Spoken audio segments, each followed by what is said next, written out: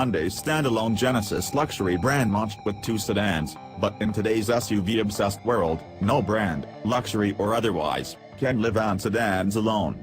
So you can probably guess what's coming next from Genesis. Enter this GV80 concept.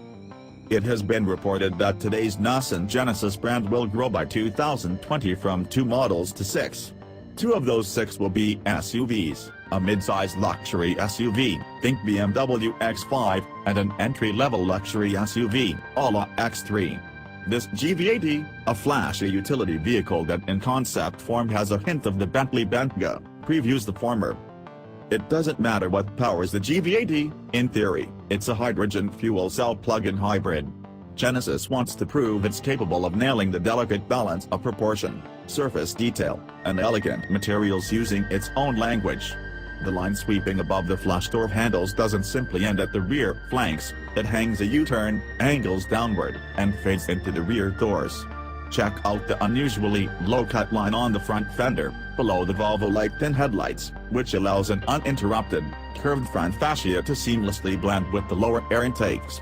The detail is just as stunning here as on the Bentley Continental. But, while Bentley's high-temperature forming process would put Genesis way over budget, Dunkerwaldt told CD that his team is looking at newer methods to bring this design to production. Other details show the design team bowing to restraint, as they went with the more squared-off, traditional roofline that should afford more interior space than in trendy SUV coupes. The 23-inch wheels have partly vented spokes that match the crosshatch patterns of the transparent B and C pillars, an idea pioneered by Volvo in 2001 with its safety car concept, or SCC, that didn't go into production. Up front, the hood gently slopes into a V-shaped chrome grille with an elaborate diamond pattern mesh. Slit taillights using laser-lit fiber optics echo the headlights. Inside, there's a leather-lined stitched dash, aluminum trim, and dashboard. The expected oversized infotainment and instrument cluster screens are rendered as a single 22-inch wide organic LED split between driver and passenger.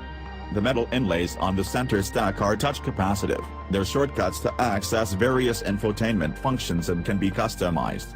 Located at the edge of the armrest, an knurled metal wheel surrounds a glass touchpad that supports rotating, tapping, swiping, and pinching gestures. The center console extends to the rear seats, each of which features touch-capacitive infotainment controls.